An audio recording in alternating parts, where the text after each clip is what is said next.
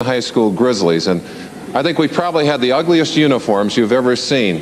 What started out as crimson and gold somehow ended up as ketchup and mustard, and was awful. But there were significant events in sports during that year.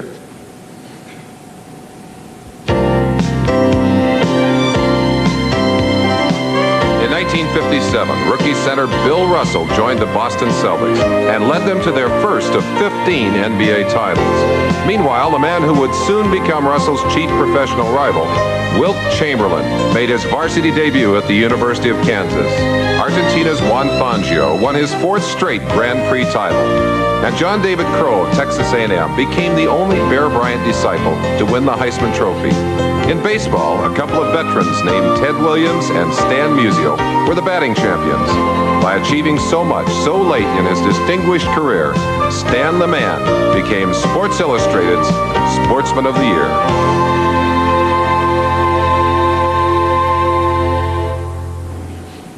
Ladies and gentlemen, Stan Musial.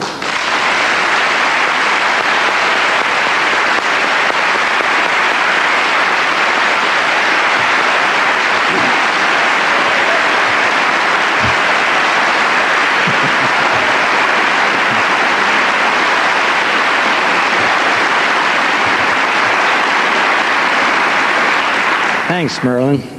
1957 was a pretty special year for me. I won a National League batting title for the 7th time at the ripe old age of 36. That's how tough things were at that age, but 27 years ago, it was especially tough for me because of an injury I suffered in August against the Phillies, and it happened when I tried to protect a runner going to second base by swinging at a pitch that was way outside.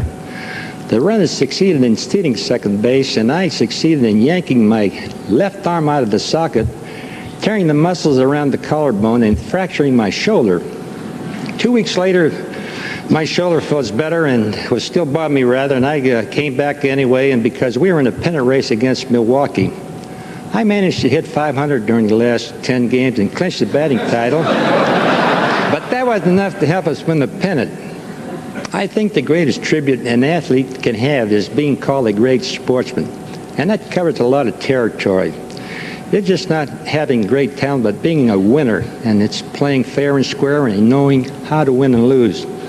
I really like that phrase, good sportsman, and it meant a lot to me to receive that honor. I have a picture on my wall at home that was taken at that time, showing me surrounded by every previous recipient of the Sportsman of the Year honor. All three of them. Getting together with Roger Bannister, Johnny Padres, and Bobby Morrow was a lot of fun. I played a few more years after that and retired in 1963. I'll never forget my last game against the Giants. I had been out late that night before with some of the guys, and just between you and I didn't think I was playing the next day, but I did. And to my surprise, I went 5 for 5. They had a little ceremony for me in Los Angeles the next day, and I'll never forget seeing all the Dodgers line up and shake my hand, and even Leo DeRocher. And I was really touched by that. So you see, there are more important things in life than just winning a ball game. Well, now let's take a look at the 1984 baseball season. It was a great year for the Detroit Tigers.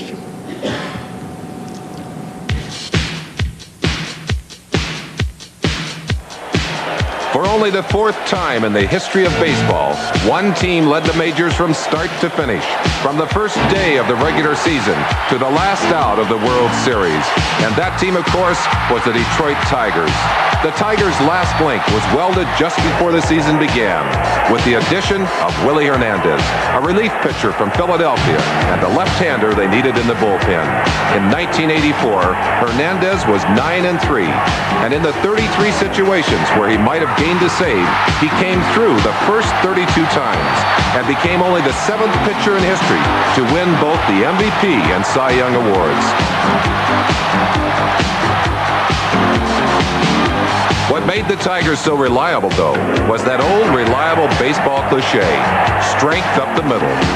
With Lance Parrish catching, Lou Whitaker and Alan Trammell at second and short, and Chet Lemon in center. There was also strength in the dugout as Sparky Anderson became the first manager to win a world championship in both leagues. From the Big Red Machine of Cincinnati to the Holy Terrors of Detroit. Bless you, boys.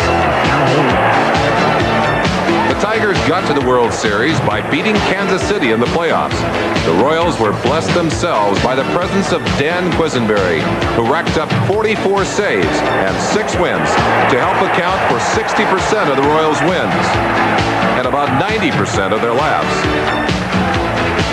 The American League batting title went to Don Mattingly, who first made the pages of Sports Illustrated back in 1979 as a face in the crowd when he was still an 18-year-old high school ball player. Mattingly spent most of the season trailing in a two-man race with his own teammate, Dave Winfield. But on the last day of the season, Winfield only went 1 for 4, while Mattingly went 4 for 5, not assuring himself of the title until he made a hit on his last time up. Afterwards, Mattingly had this to say.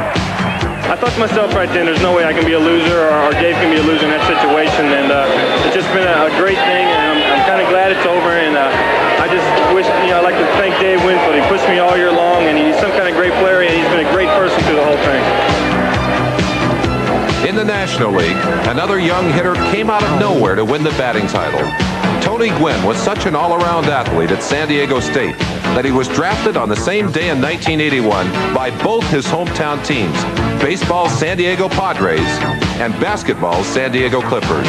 He chose baseball, and in 1984, he hit .351 to win the National League batting title by 37 points. Gwynn's teammate Steve Garvey says, "Tony's simply the best pure young hitter I've ever seen." The best old hitter that many of us have seen was Garvey in the 4th game of the National League playoffs. San Diego was down 2-0 against the Cubs, but the Padres came back and won the 3rd game. Then in the 4th, Garvey got 2 singles, a double, and 5 RBIs, the last 2 of them on this game-winning home run. As Garvey said, once the ball took off, everything stopped. Time, sound, even the crowd.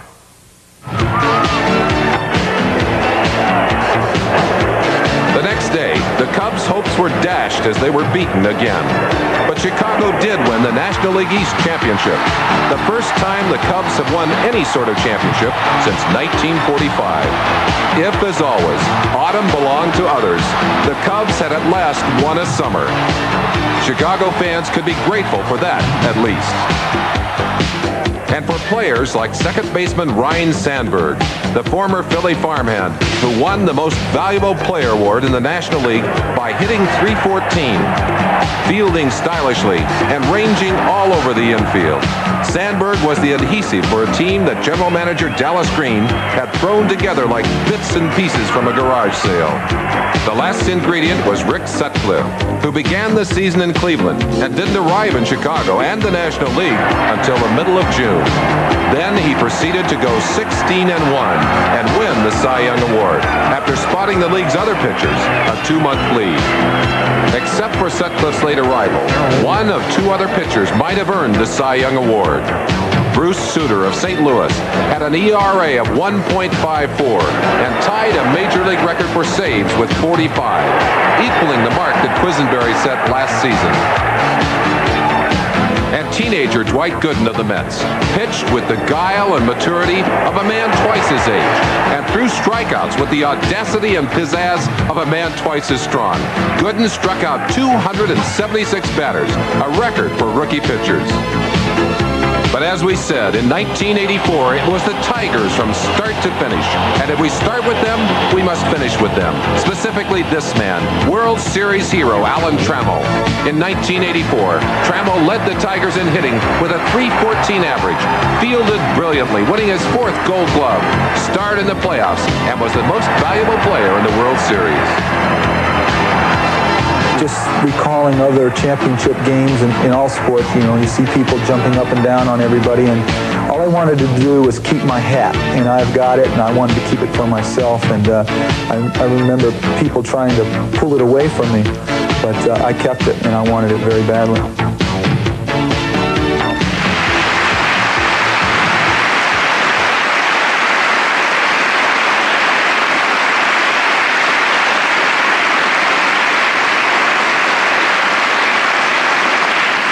Isn't it amazing what would